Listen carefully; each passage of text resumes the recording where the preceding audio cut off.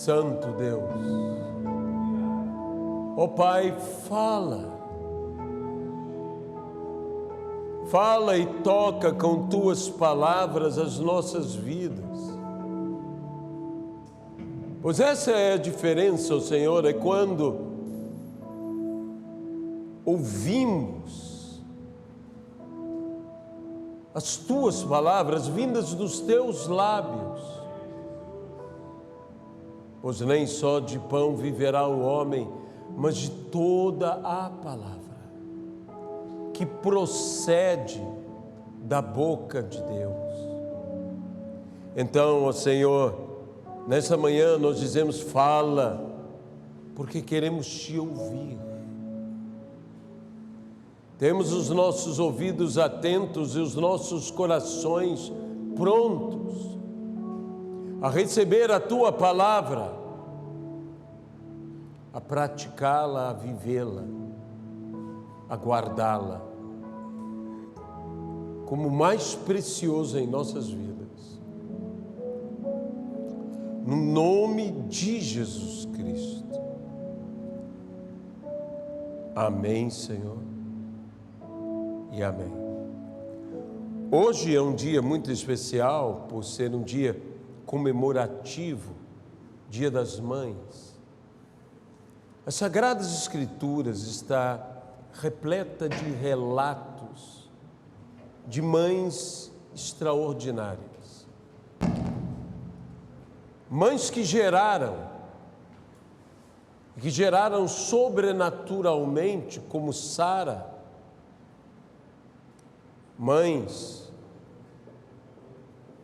que dedicaram e confiaram seus filhos aos cuidados plenos do Senhor, como a mãe de Moisés. Mães que não geraram, mas que amaram, como a própria filha de Faraó, que se dedicou e que tão importante foi na vida de Moisés. E se não fosse aquele amor maternal de uma mulher que não gerou uma criança, mas a amou como se gerada por ela tivesse sido, Israel não teria o libertador de Israel.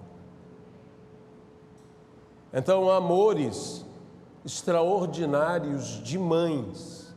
E nesse domingo, Dia das Mães, nós queremos deixar aqui a nossa palavra especial, a nossa homenagem especial a todas as mães. Como eu disse, mães que geraram, algumas delas sobrenaturalmente. Mães que não geraram, mas que amaram. E também, através deste amor, fazem ela parte do propósito, do projeto do Senhor, não apenas para a vida dos seus filhos, mas para a vida de tantas pessoas por meio dos seus filhos. Eu gostaria então de convidar a você a abrir a sua Bíblia num texto que nos fala sobre mãe. E não só sobre mãe, mas sobre mãe duas vezes, nos fala também sobre avó. E encontramos esse texto na segunda epístola do apóstolo Paulo ao seu filho na fé, Timóteo. E falando Paulo a Timóteo, no capítulo 1 da segunda epístola de Paulo a Timóteo, no versículo de número 5, Paulo disse: pela recordação que guardo da tua fé, sem fingimento, a mesma que primeiramente habitou em tua avó, Lóide, e em tua mãe, Eunice, e estou certo de que também em ti. Que Deus abençoe a sua palavra nas nossas vidas. Então, nossa homenagem não apenas às mães, nossa homenagem também às avós, a todas que nos ouvem nessa manhã e que, porventura, irão nos ouvir depois desta palavra. Mas antes de seguirmos com essa mensagem, esta pregação, nós temos uma homenagem a todas as mães, a todas as vovós, que é uma música para as mães. Então, nós estaremos agora fazendo esta homenagem e também isto é adoração ao Senhor.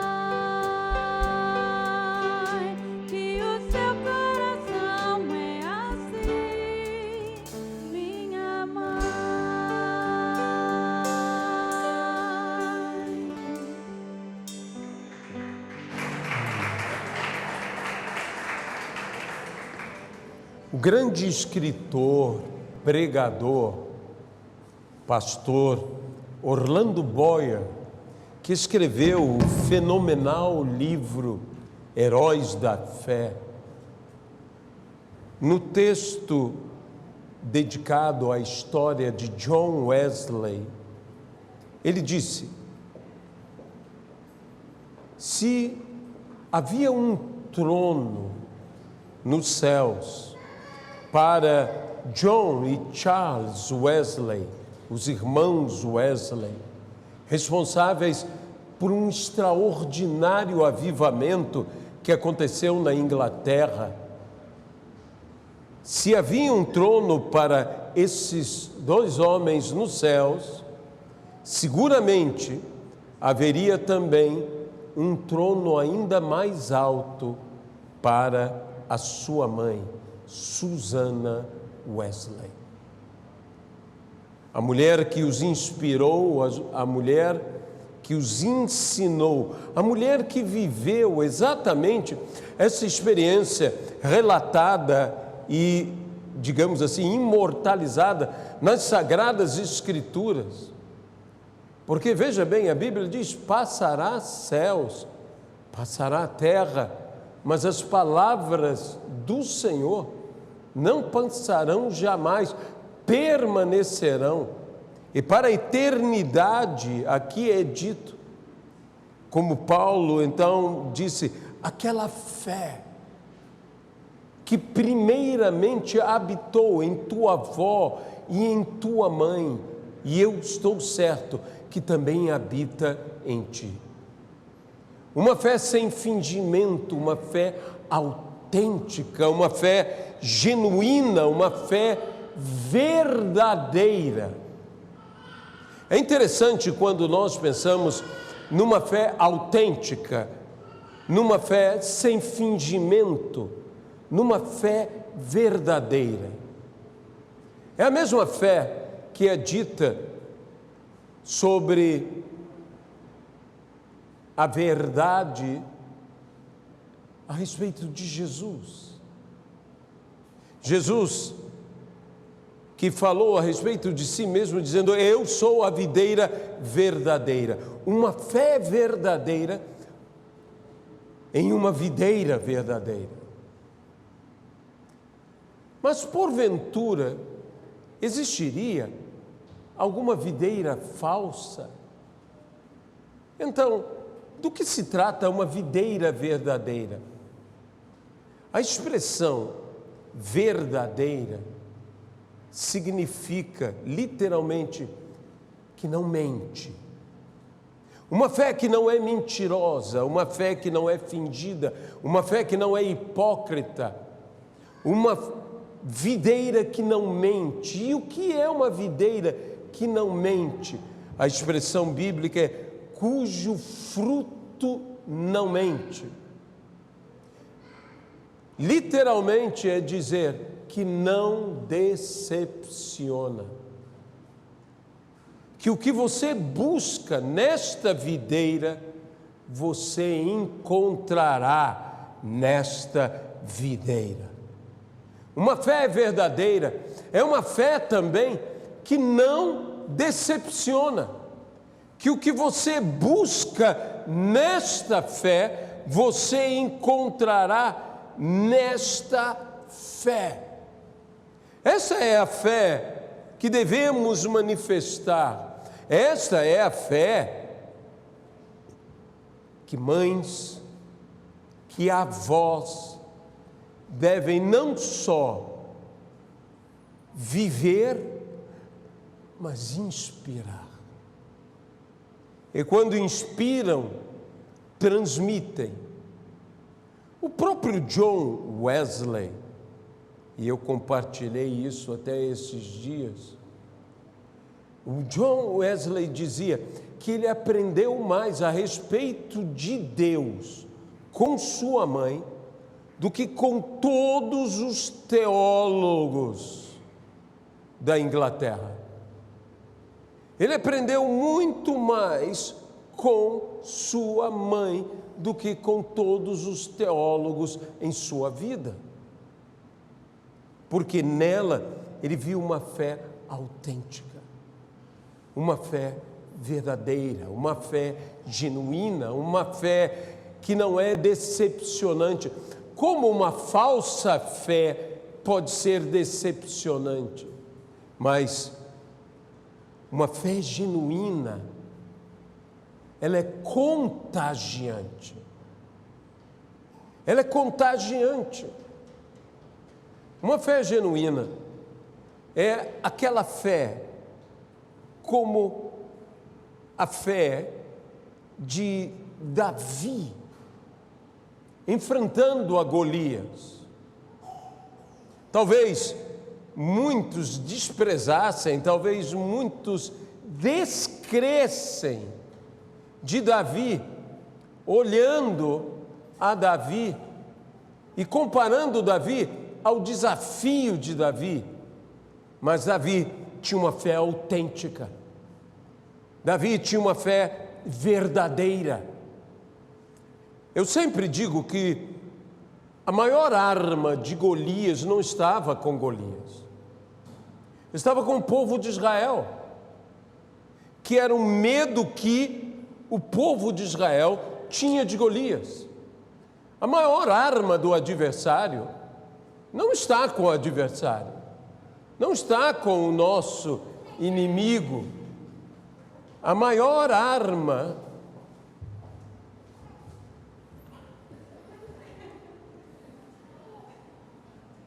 esse Isaac, a maior arma do nosso inimigo está justamente no medo, no receio que nós temos contra ele.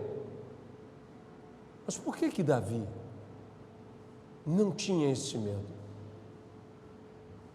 Por que o inimigo teve essa desvantagem? E eu quero que o adversário tenha essa desvantagem ao enfrentar a sua vida. Em Davi não havia medo. Por quê? Todos os homens de Israel olhavam Golias e comparavam Golias com eles mesmos. Mas Davi olhava Golias e comparava Golias com Deus. Então, quando você olha Golias e compara Golias com você, Golias chega a crescer. Ele fica até maior. O gigante, desculpe a redundância, se agiganta. Mas, quando você olha o gigante e compara com Deus, você o vê sobremodo pequeno.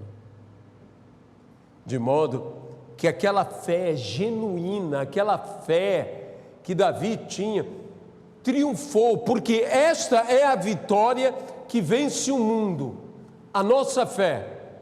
Mas o interessante é que Davi, imediatamente tendo vencido a Golias, afetou a todo Israel, porque diz que todo Israel se levantou e perseguiram os filisteus.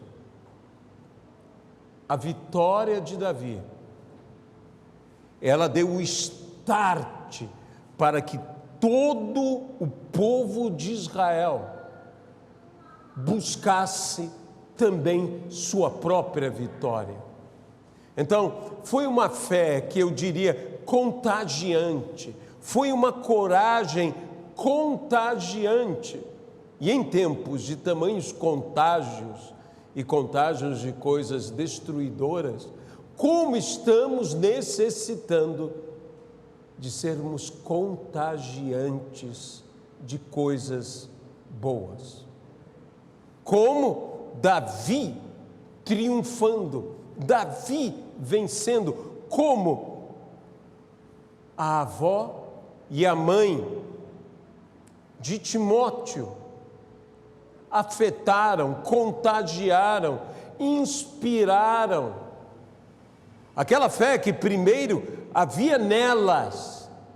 E veja, sobre a fé da mãe e da avó, Paulo não deixa sombra de dúvidas. Ele diz: tenho certeza de que a mesma fé que havia em tua avó, a mesma fé que havia em tua mãe, essa mesma fé há em você. Essa mesma fé permanece em você. É interessante que Paulo, falando com Timóteo, ele não poupa, digamos, os temas familiares. E mesmo na primeira epístola, porque aqui estamos na segunda epístola, mas já na primeira epístola, Paulo, falando sobre mães, diz na primeira epístola que é um ministério. A maternidade é um ministério. É um ministério, e o próprio apóstolo Paulo também falando sobre ministérios, naquela epístola que é a catedral cristã, a epístola teológica do apóstolo Paulo, Romanos. Paulo diz: se ministério, dediquemo-nos ao ministério. Ministério é uma palavra que significa serviço, servir. Portanto, maternidade é servir, é doar-se. Mas se temos que servir, não basta apenas que permitamos que se sirvam de nós. É necessário servirmos. O apóstolo Paulo disse, numa das expressões mais interessantes paulinas: eu de bom grado me gastarei e me deixarei gastar. Então, não apenas deixar que se sirvam, mas eu próprio servir. Eu não apenas ser gasto, mas eu também me gastar. Portanto, é isto, dedicar. Dedicação é a palavra-chave. É a palavra-chave para a maternidade, é a palavra-chave para serviço, é a palavra-chave para ministério. Se temos ministério e uma mãe tem ministério, dediquemo-nos. Uma mãe dedicada. Nós que somos do Senhor, entendemos o que é dedicar-se. Porque dedicar-se é doar-se, é dar-se. Ninguém se dedica sem de fato se dar, se entregar. Como disse, as Sagradas Escrituras estão repletas de mães extraordinárias, de mães que viveram desesperos, de mães que choraram, de mães que gritaram. Talvez um dos textos mais famosos seja justamente aquela que manifestou a sabedoria do rei Salomão a respeito de duas mulheres e identificar aquela que de fato era a mãe. Tendo uma criança tragicamente falecido e a outra criança vivido. E as duas mulheres que ali estavam pleiteavam a sua causa diante do rei. E o rei disse aquela palavra tão sábia, tão justa, tão divina, quando falou: trazei-me a criança e trazei-me uma espada. Dividi a criança ao meio. Dividi a criança ao meio e dai a metade para cada uma delas. Ao que uma das mulheres disse: não. Uma das mulheres disse: de forma alguma. Eu quero entregar a criança, eu quero perder a criança, eu quero doar a criança, eu prefiro a criança viva do que a criança morta. E o rei então disse: dai essa criança. O interessante é o seguinte: não é uma questão apenas de quem é a mãe, é de quem merece ser a mãe. Porque normalmente nós dizemos: a verdadeira mãe, ela dirá isto, e a falsa mãe, mas a mãe por mérito, a que tem o coração de mãe, a que se dedica, porque não é mãe apenas por gerar, é mãe por se dedicar, por perder, por se sacrificar. Mas eu gostaria, nesta manhã, de chamar bem a atenção a um princípio bíblico fundamental que se encontra neste texto que escolhemos. Por quê? Releiamos o texto. Pela recordação que guardo da tua fé sem fingimento, a mesma que primeiramente habitou em tua avó Lóide e em tua mãe Eunice, e estou certo que também em ti. Uma família de fé. Há muitas famílias nas Sagradas Escrituras que nós encontramos que eram famílias, digamos, especiais, desculpe o termo utilizado por mim, mas que eram famílias notórias por manifestar uma fé, como o Deus de Abraão, o Deus de Isaac, o Deus de Jacó, o Deus geracional, mas também de geração em geração, havendo aqueles que se devotavam ao Senhor, como seu pai Abraão se devotou, seu filho Isaac, seu neto Jacó. Nós encontramos a família de Moisés, seu pai, sua mãe, heróis da fé. Sua mãe viu em seu filho que ele era o libertador de Israel. Ela viu algo em seu filho com olhos da fé. E ela agiu, então, conforme esta fé, coerentemente com a fé que possuía.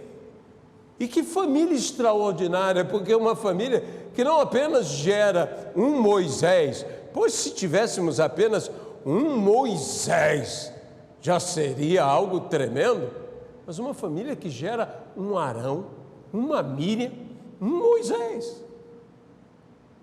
Que família é esta? Uma família tão marcante que em Arão se tornou o quê?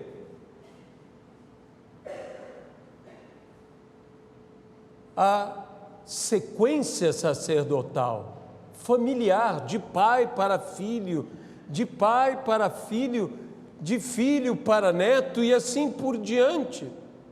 Os coenitas, os descendentes de Arão. Ora, se nós vemos isto em famílias, e o que diríamos da família de Jesus? Você sabe que nós, muitas vezes, na família de Jesus, falamos pouco da família de Jesus. E evangélicos falam ainda menos do que deveriam falar da maravilhosa mãe do Senhor Jesus Cristo, Maria. Mas era uma família extraordinária. Essa era uma família, deixe-me colocar assim, de profetas. Você já imaginou uma família onde uma jovem Maria, recebe visita de anjo, conversa com o anjo. Já é uma família um pouco diferente. Mas não só ela, o seu esposo também fala com anjos e dormindo, sonha e dialoga e é orientado divinamente por meio de sonhos. Parece que os anjos eram frequentes nessa família, porque Zacarias, não bastando ser um sacerdote, era sacerdote também que falava com anjo. E não bastando tudo isso, Isabel, sua mulher e parente de Maria, a Bíblia diz que Maria, chegando à porta, Isabel, ouvindo a saudação, não só Isabel tem toda a revelação e diz que era ela agora agraciada por receber a visita, e veja, do seu Senhor. Que mulher extraordinária! Mulher incrível! E dizia: a criança dentro em mim, com 6 meses, já era profeta. E a criança já se agitava, já se manifestava, já tinha discernimento antes de nascer. Meus irmãos, isso é uma família de profetas. E se você ler as Sagradas Escrituras com atenção, você encontrará tios, você encontrará primos, você encontrará tias, você encontrará a família de Jesus altamente envolvida, irmãos, irmãs, todos envolvidos. E não foi sem motivo que irmãos de Jesus se tornaram homens de relevância dentro da igreja. Então há algo aqui, há algo familiar, há algo que se transmite, e há algo que nós devemos transmitir. Nós nunca podemos nos esquecer, especialmente mães e pais, jamais podem se esquecer disso, que as crianças aprendem muito mais observando as nossas atitudes do que ouvindo as nossas palavras. De modo que eu direi agora a frase que mexeu com o meu coração. E a frase que eu gostaria de dizer a todas as mães: viva a vida que você quer que o seu filho viva. E ele, aprendendo de você, viverá a mesma vida. Alguém pode dizer amém a isso? Isso foi o que essas duas mulheres maravilhosas pregaram, não com palavras, mas pregaram com atitudes. Essas duas mulheres citadas nas Escrituras, Lloyd e Eunice, elas viveram uma fé que Timóteo também viveu. Elas viveram uma vida. Eu diria que Lloyd viveu uma vida que Eunice pôde viver, e que Lloyd e Eunice viveram uma vida que Timóteo pôde viver, uma vida de fé. Palavras são boas. Eu espero um dia ser um pregador. Palavras são importantes para um pregador. Mas, meus irmãos, nada é igual à vida, a testemunho.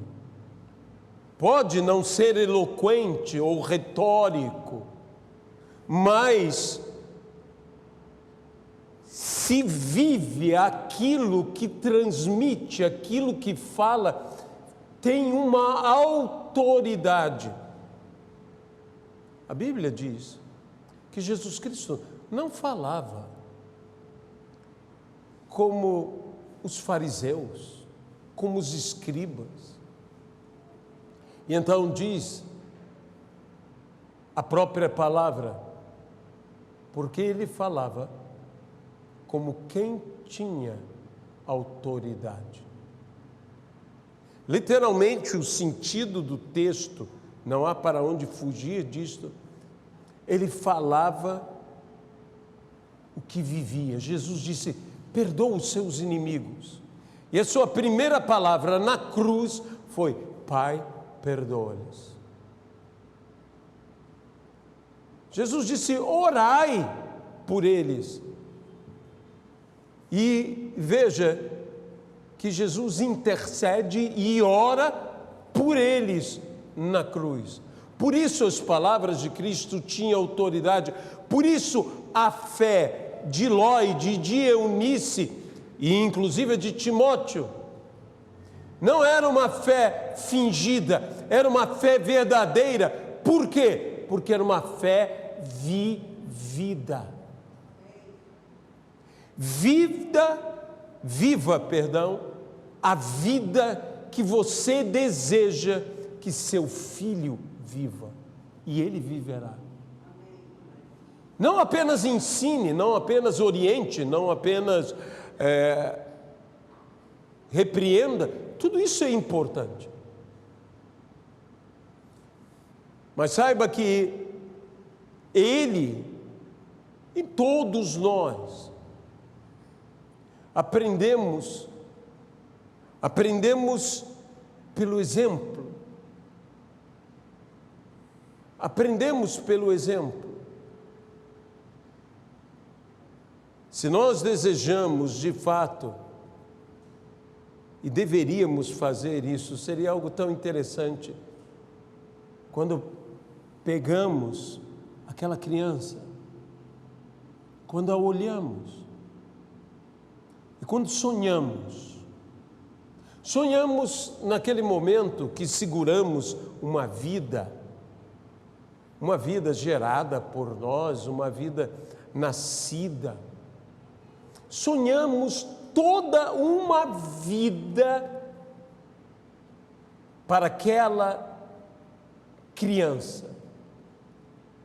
E se nós entendêssemos que a vida que desejamos para ela, especialmente a vida moral, a vida espiritual, nós temos que vivê-la.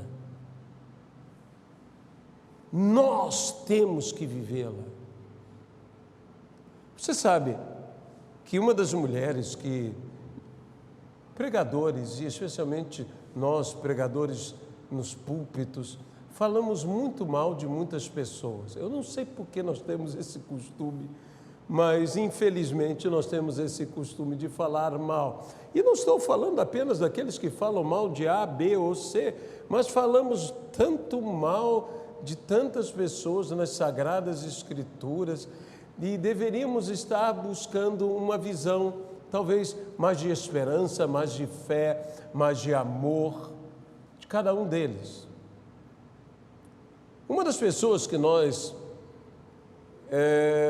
digamos, não somos muito simpáticos, no mínimo, para falar, é Agar.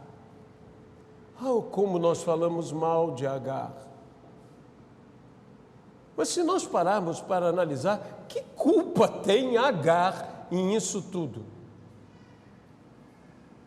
Agar, eu não digo que era uma pessoa perfeita, mas Agar, ela foi colocada naquela história. Agar era serva de Sara. virou concubina, gerou um filho, teve o seu filho e amou o seu filho. Como boa mãe, amou e se dedicou ao seu filho. E nós conhecemos a história, mas você sabe que os rabinos, quando falam a respeito de Agar, elogiam Agar? Você sabe no que eles elogiam Agar? Que Agar, tendo tido um filho de Abraão e tendo sido rejeitada, expulsa, lançada fora, junto com seu filho, nunca proferiu palavra contra Abraão. Você encontra algum texto, Agar dizendo aquele maldito? Nada, você não encontra. Você não encontra nada disso. Agar não busca outro homem para preencher sua vida. Interessante isso, não é? Sabe o que Agar faz? Se dedica ao seu filho. Meus irmãos, Agar daria uma lição em muita gente em nossos dias. E ela se dedica e diz: eu farei meu filho alguém notável. Eu posso dizer uma coisa a você? Fez tanto que os edonitas não existem mais, mas os ismaelitas existem até hoje. Alguma coisa de certo fez Agar. Quem concorda comigo? Alguma coisa de certo essa mulher fez. Sabe, quando nós vemos a batalha em que Débora, a profetisa de Israel, depois da vitória sobre Sísera, onde Jael mata o general, Débora chama a atenção de uma coisa: era inimigo de Israel. E em dias como nossos, dias de tanto ódio, perdoe-me tocar nisso, mas são dias de ódio. Há discursos de ódio. E, por favor, não estou aqui querendo apenas ir num sentido, numa vertente. Não, há discursos inflamados de ódio de diversos tipos. E não apenas políticos, mas diversos tipos de ódio na nossa sociedade, no nosso mundo. E Deus é amor, e nós temos que enfrentar isto. E aquela mulher que pôs-se como mãe para orar por Israel, lembrou-se de uma coisa, quando louvava a Deus pela vitória contra o inimigo jurado de Israel, que era Sísera, e diz: e sua mãe o esperava. Deixa-me dizer uma coisa a você: Sísera também tem mãe. De modo que nós deveríamos ter muito cuidado com esses nossos sentimentos inflamados, inclusive quando temos vitória. Às vezes eu me preocupo com a igreja, com os discursos de nós próprios quando vencemos. Nos esquecemos que há pessoas que sofrem e nós deveríamos ter um coração quebrantado para com essas pessoas, porque Deus também as ama. Deus também as ama. Deus tem carinho, não apenas por mim ou por você. Deus tem carinho por todos. Devemos nós nos tornar, como disse Paulo, também na sua epístola a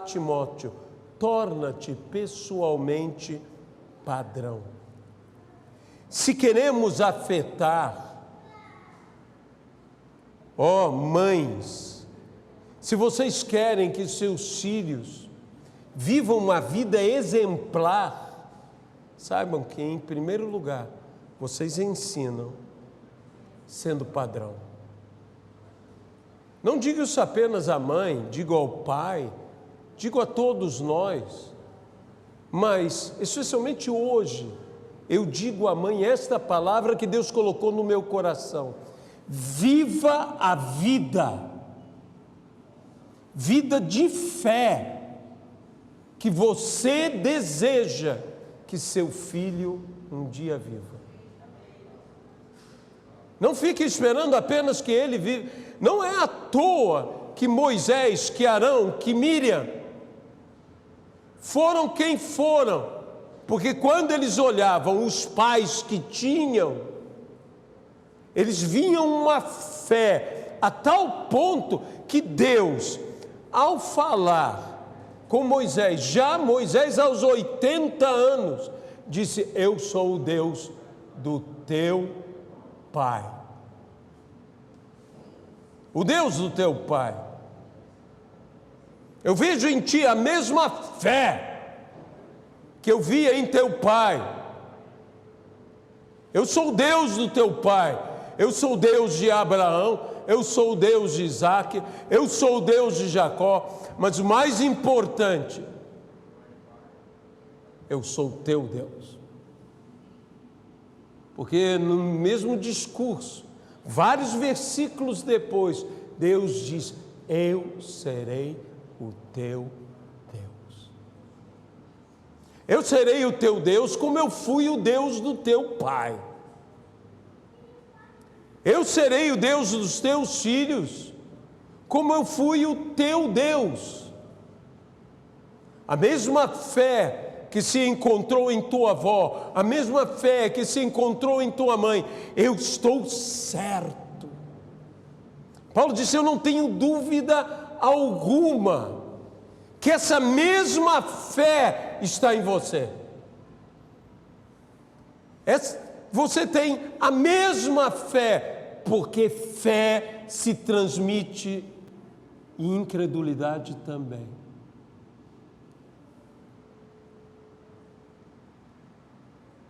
Caráter, nós dizemos, nasce conosco, mas caráter se forja, caráter se forma. Tenha uma vida, ó mãe, que inspire o teu filho a viver a mesma vida de fé. A Bíblia nos fala de mulheres sábias. A Bíblia nos fala, inclusive, de mulheres virtuosas. Você sabe o que mulheres virtuosas, o que mães virtuosas fazem aos seus filhos? Fazem filhos valorosos. Mães virtuosas têm filhos valorosos. Nós estamos aqui com o pastor Orlando, que é pastor da Igreja Metodista, e ele que conhece muito mais a história, tem que conhecer mais a história, né? De Wesley, fundador da Igreja Metodista. Ele sabe da história, de como esta mulher, de como a mãe de John Wesley foi importante na vida dele. Meus irmãos, eu li há muitos anos uma narrativa que falava sobre Napoleão, mas não Napoleão, mas sim a mãe de Napoleão. Não era qualquer mulher que poderia ter cuidado, educado a um homem como Napoleão Bonaparte. Sabe o que ela era? Era uma campesina, uma camponesa, uma mulher de trabalhar a terra, mas uma mulher forte, de um caráter forte, que Napoleão disse certa vez: nunca temi homem nenhum, apenas uma mulher, a sua mãe, que essa o colocava na linha. Thomas Alva Edison teve uma mãe também extraordinária. Edison, quando pequeno, por causa da sua genialidade, ele tinha muita dificuldade, porque não pense que o gênio apenas tem facilidades, muitas vezes por causa do raciocínio do gênio, ele tem dificuldades. O grande Gauss, o grande matemático, ele recebia surras de varadas nas aulas. Por quê? Porque sua cabeça ia muito mais adiante do que dos seus professores, e às vezes isso lhe dava problemas. E Edison recebeu uma carta,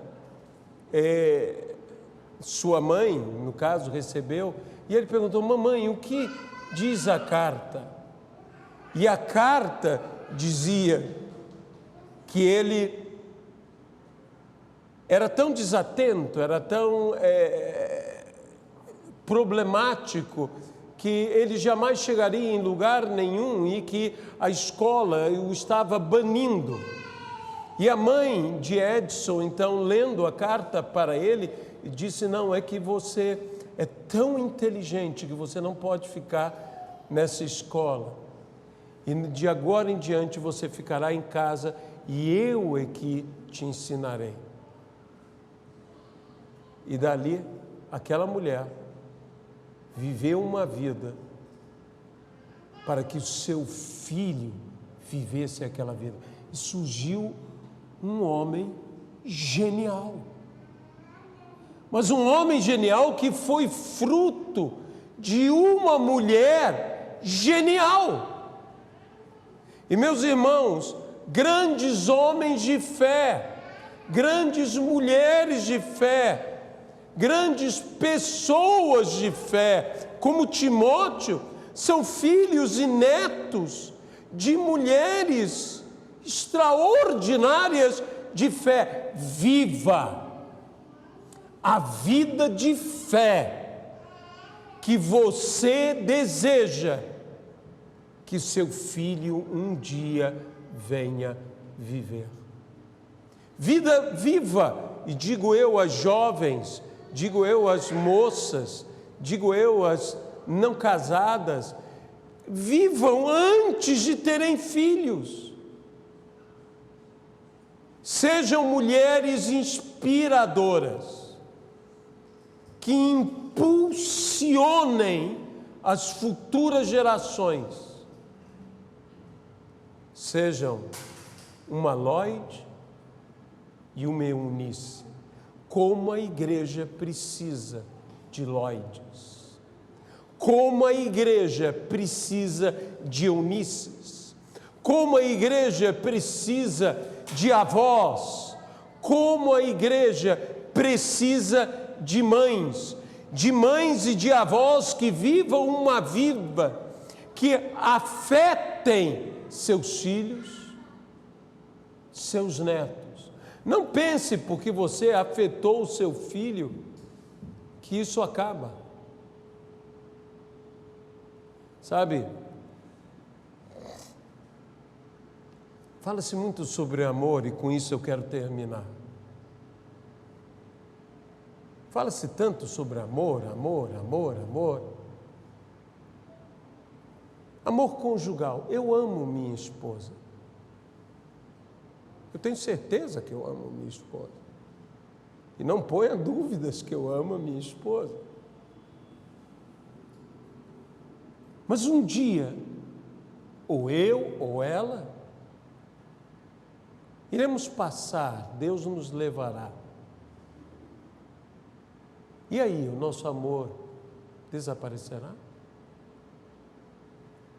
Um dia eu aprendi isso com meu avô, aprendi isso com minha avó, aprendi isso com meu pai, aprendi isso com minha mãe. Eu não amo a minha esposa apenas enquanto eu estou vivo, mas eu continuo amando a minha esposa, mesmo morto, pelo amor que eu inspirei aos meus filhos a amarem a sua mãe. De modo que eu continuo amando. Eu volto a dizer, viva uma vida inspiradora. Viva uma vida que se transmita. A mãe transmite vida. Aliás, a mulher, ela foi feita para dar-se. A mulher amamenta, a mulher... Edmé Williams fala, e é verdade, a mulher é uma explosão. A mulher, ela explode.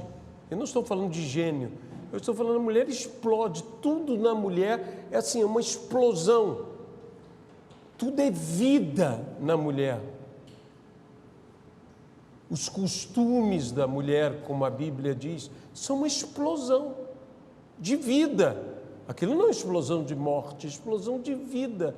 É lembrança que ela pode gerar vida. O amamentar é o quê? É vida. E literalmente a mulher, ela explode mesmo. O próprio dar à luz é vida. E literalmente a mulher parece explodir ao dar a vida. A mulher é uma explosão. E seja você uma explosão, seja você um acontecimento na vida dos teus filhos. Que eles manifestem na vida deles a mesma fé que há na tua vida. Mamãe e vovó, Loides e Eunices, para a glória de Jesus Cristo. Amém? Senhor nosso Deus, nós entregamos esta humilde palavra e pedimos ao Senhor a tua bênção, no nome de Jesus Cristo. Amém.